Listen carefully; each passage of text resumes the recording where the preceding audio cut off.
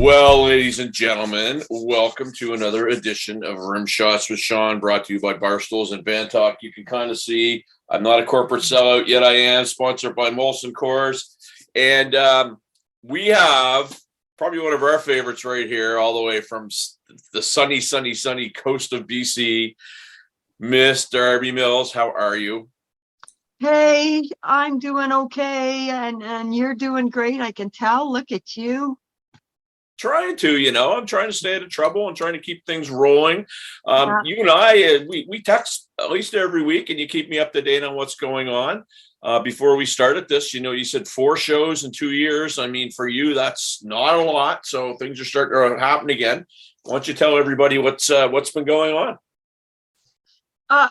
Well, in the 2 years that we haven't worked with COVID, we did manage to record a couple songs, done a couple videos. We did a cover of Get What You Give, and I did my second attempt at trying to do a lyric video. I'm really proud of it. There are moments in it that I go, I like, oh, should have fixed that, but that's going on. And I did a single for a company over in Europe, and it's come out. There's lots of stars on this record. It's a compilation record. The song's called Trick of the Light. I think it's just the best song I've recorded, if not ever, in the last 40 years anyway. So I'm loving it. We're going to be playing it in the set. So that's happening. The band I put together before COVID hit to work the wineries here in the Okanagan, because there are so many wineries, and we just kept it down to a 3-piece band with a singer, so that maybe the band could make some money. Because I just want to point out right now that the only thing you can get for the same price you could in 1980 is probably the band you're going to see next weekend. So, yeah, like, we're cheap compared to the rest of life. So, yeah, trying to get by on 1980 salary, and, like, Yes, with 2022 gas prices, it's a little difficult, right? Well, and flights as well. What's the price of gas out there right now? Just out of curiosity. We're over 2 right now, about 210. Wow. So somebody besides you and I is getting awful rich, but we won't lament on that, shall we? Well, so. Sorry. Go ahead. We tried to confirm a date out your way about 8 months ago, or maybe more like 4, and it was $8,000 for flights. Crazy. So, I'm not Bryan Adams. I don't make his money. So that would have just, unless you can put together a string of shows, and who goes to shows on Monday, Tuesday, Wednesday, or Thursday anymore? So it's kind of hard to string it. You know what? The business is tougher and tougher all the time, but I can't do anything else. So here we go. Well, you know what, and we'll I'll keep conversing with your husband there, because he and I had some great chats about how we can possibly make that a go. Because I think We're Rockin' was the last time that you were out here, and that was a number of years ago. Yeah, that was like my third or fourth last show with the Headpins as well. Right. So that was, but it was a great show. I knew my time was up, and so I was definitely taking advantage of being on the stage, and my last few shows is a Pinhead. A Pinhead. So back to the I don't know if it's truly a compilation song per se, but you're on that song with there's some female firepower on that recording. When I saw it posted, I was just like, wow, that's incredible. Besides yourself, just name some ladies that are on that recording.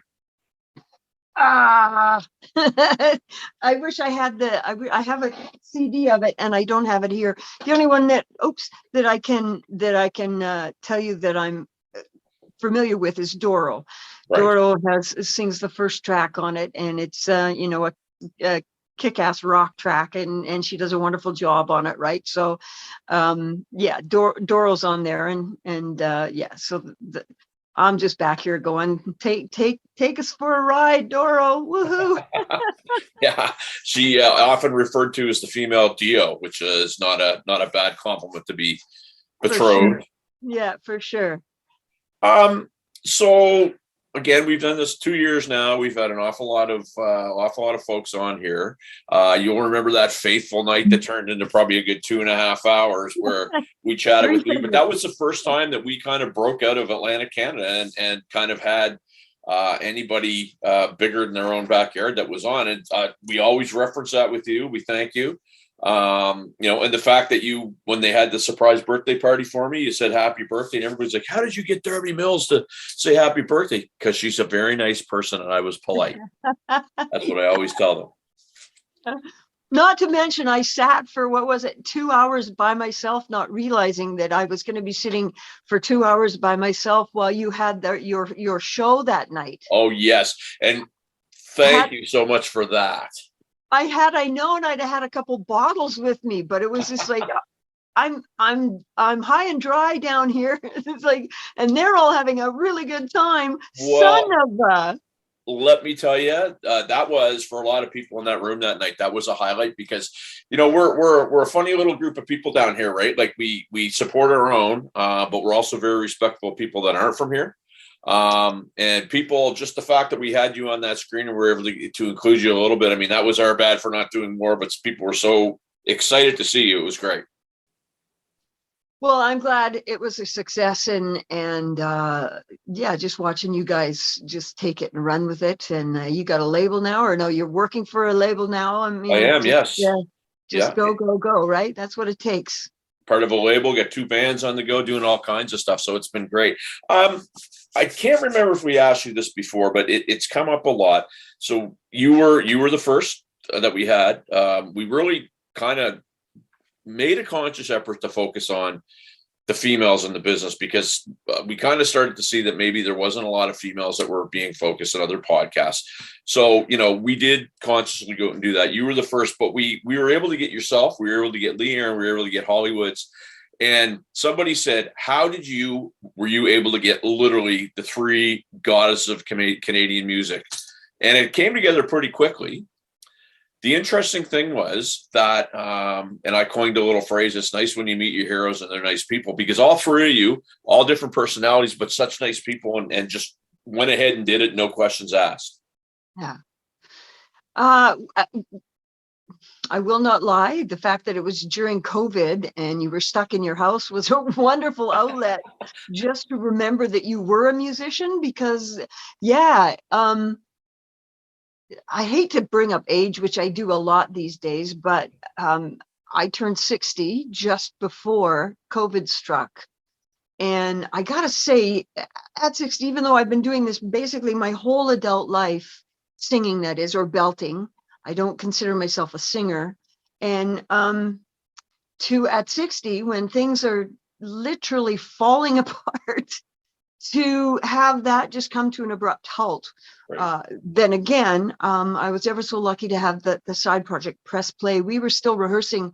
We were trying to go every 2 weeks, which is at that point at our age, because I'm not the oldest, but I'm not the youngest either. But, trying to get something to stick in your head, you got to do it a couple times, like 100 times,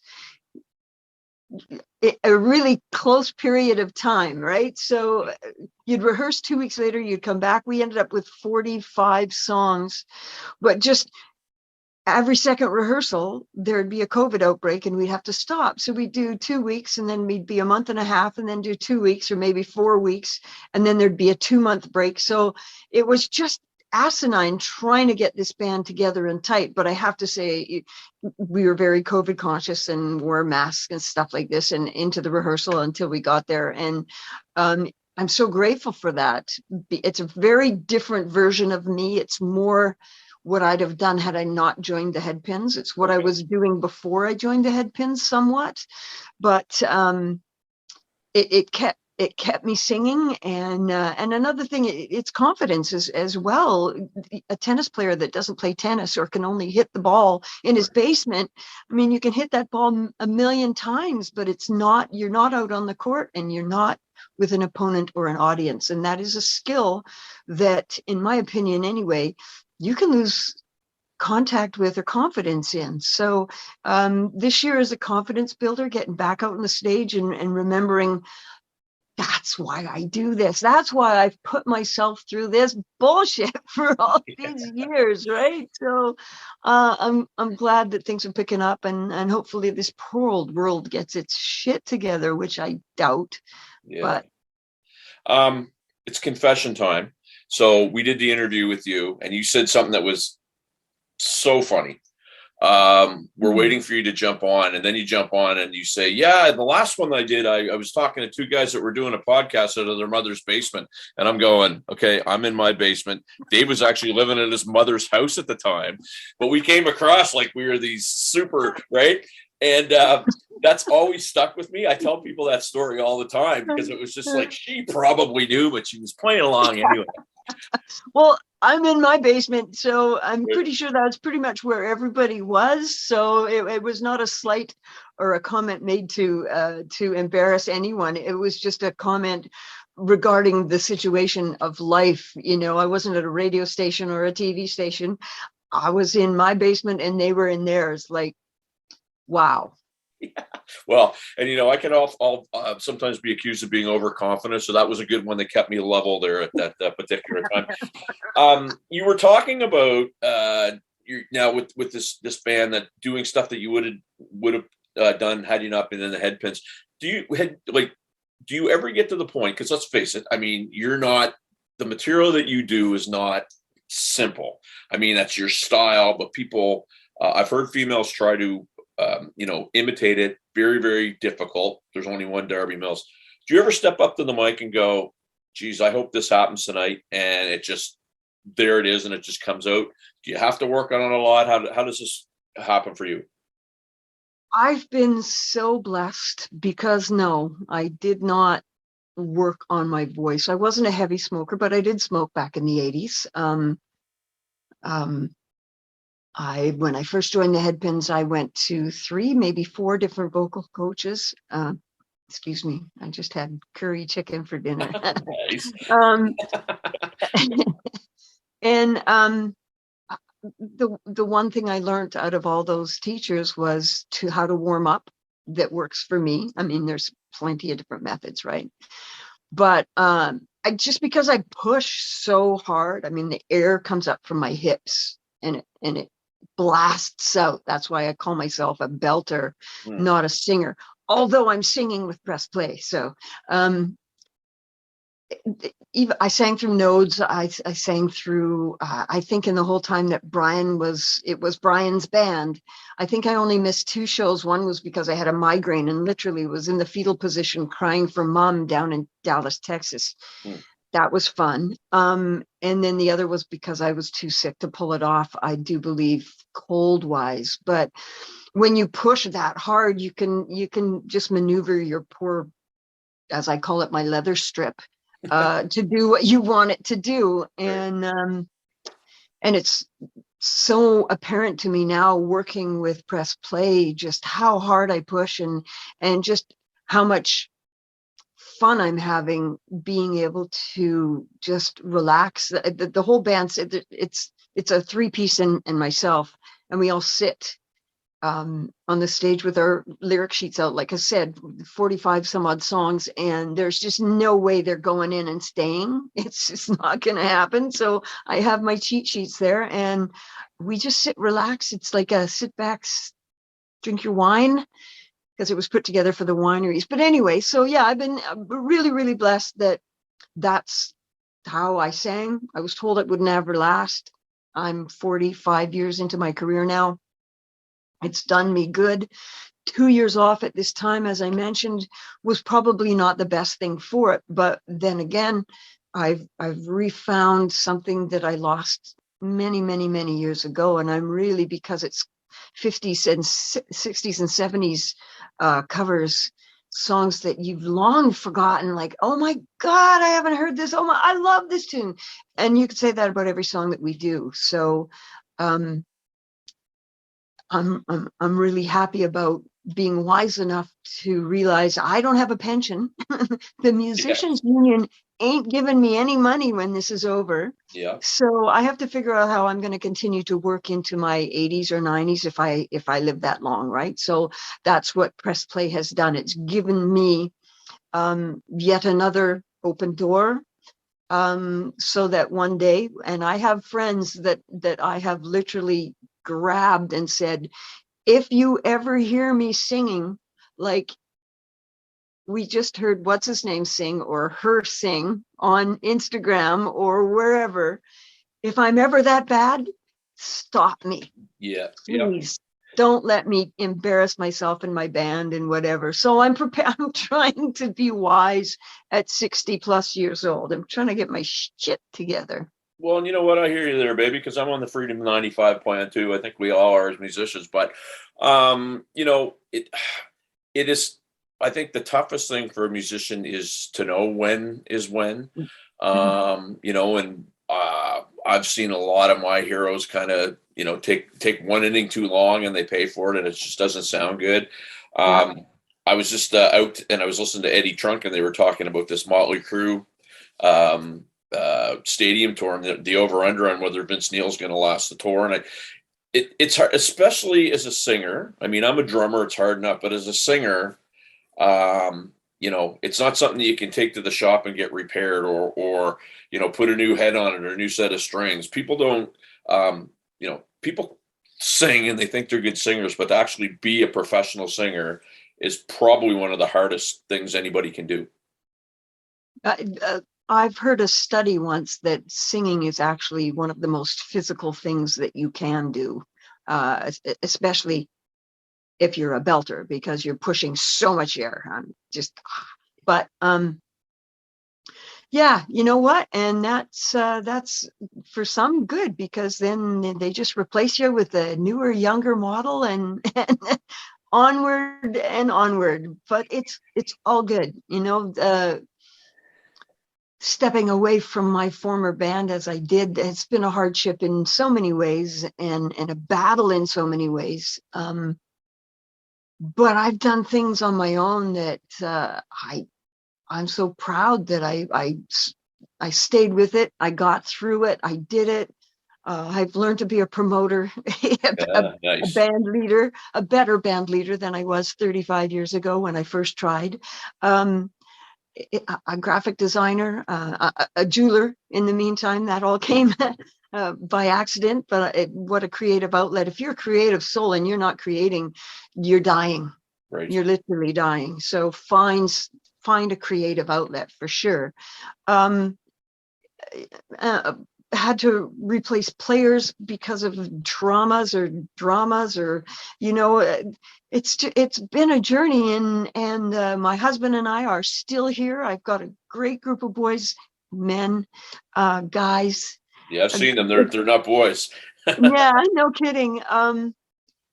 In Vancouver, I wish I was closer because we rehearse more, but it's now a 6-hour drive and like $500 to get to Vancouver and back home. Yeah. So I don't get down to rehearse with them as often as I'd like to, but I got the Press Play boys here, and these guys, I am the least qualified in this band. And I don't mean to undertalk the project and talk about Press Play, but Dennis Marsenko, you can look him up.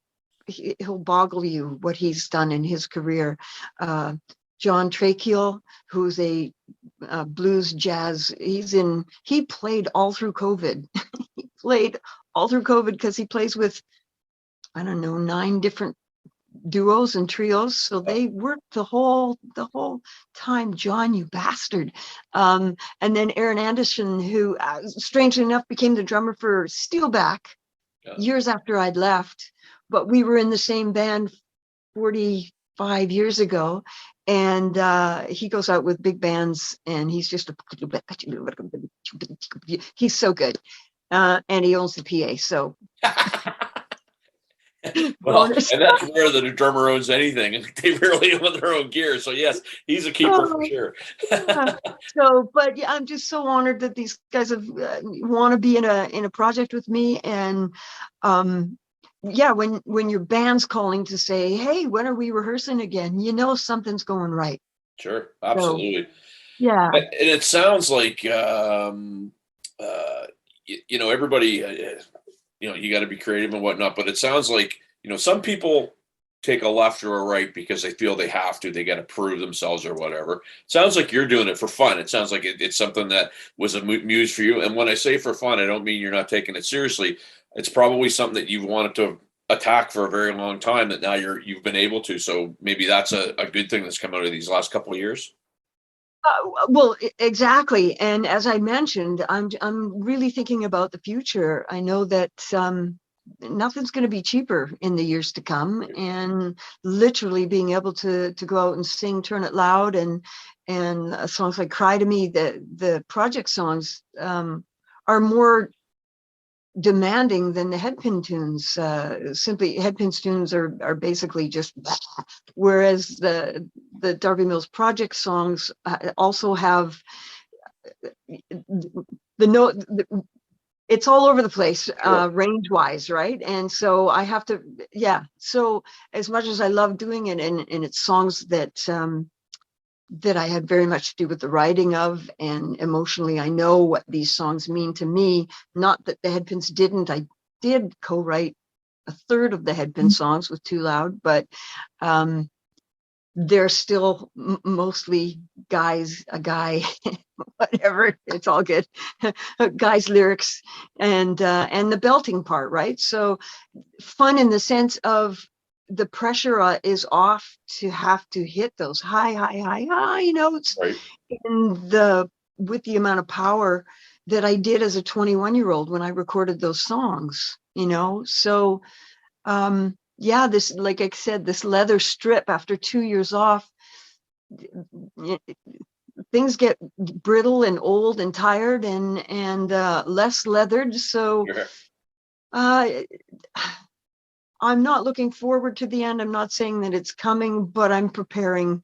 Hopefully I'm being wise for when that day my friends say, Darby, Well, don't do that anymore. and it's interesting. One of my favorite documentaries was the one that they made about Neil Peart's last tour with Rush, and there was a segment where I think he was 63 at the time, and somebody, and he's always so astute when he talks, and a friend of mine said, Neil, Charlie Watts is 70 and he's still playing, and Neil's like, yes, but Charlie Watts does Charlie Watts parts. He doesn't do Neil Peart parts, and basically what he was saying is, I know it's time. I feel it. I ache all over. Yeah. That's kind of what you're getting at. I mean, you're far from that. 60's young. It really is. I know the last couple of years More it than feels 60, old, but but yeah. Yeah. well, even still, I mean, there's you look at some like Mick Jagger still doing it at his age. Just he's in better shape than I am, for God's sake. Sting Yeah. played here a week ago tonight, and the man, I think he's got like point 0.2 negative body fat. It's just I know insane, he's still buff, right? Yeah, he's right? still buff. Jerk. Judas Priest was here a couple of weeks ago, and there's Rob Halford, who couldn't sing 3 nights earlier and came to Halifax and and pulled it off. So, it is one of those things. I think probably as you get older, it's always in the back of your mind. But the thing is too, you don't have anything to prove. You've proven everything you have to prove. Now you're just proving it to Yeah. yourself. Unfortunately, the buyers feel differently. Yeah, maybe. And you still gotta kiss the bums of the people you want to work for. And I'm sorry if I put it so bluntly, but that's totally what this business is all about. And yeah, fortunately, unfortunately, I'll only do that so long when I don't know, I'm stubborn, and I just, yeah. You know what I though? I mean, love that you're saying that, and I'll tell you why. Because I've had the opportunity to deal with older musicians, younger musicians, and a good friend of mine always said the way to walk across a minefield isn't to do it yourself because you'll get arms and legs blown off. It's to figure out who did it, walk in their footsteps, and you get to the other side. And I find an awful lot of I don't want to pick on the younger guys, but the younger guys kind of don't respect their peers, so they want to get arms and legs blown off. And for you to say that you're still kind of kissing the bums of buyers, I think people of the new kind of genre can they should take notice of that, because I think they just think everything should come their way easily. I don't know that many young artists, so I can't even respond to that. And Talking to one right now. No, I'm just kidding. yeah. Well, you know what? You got to learn somehow, Right. and most people don't tend to learn by being told. So, Fair enough. you know, it's yeah. I think that's a great way to end our first segment. And we're going to come back for one more. Darby, it's always great to talk. It's funny because you and I kind of tend to exchange texts at weird times. Like I'm having a day where I want to kick somebody in the head, and you say something funny, or it's always at the right time, and I do appreciate it. And it's we're going to come back for segment 2 here. Awesome. See you, folks.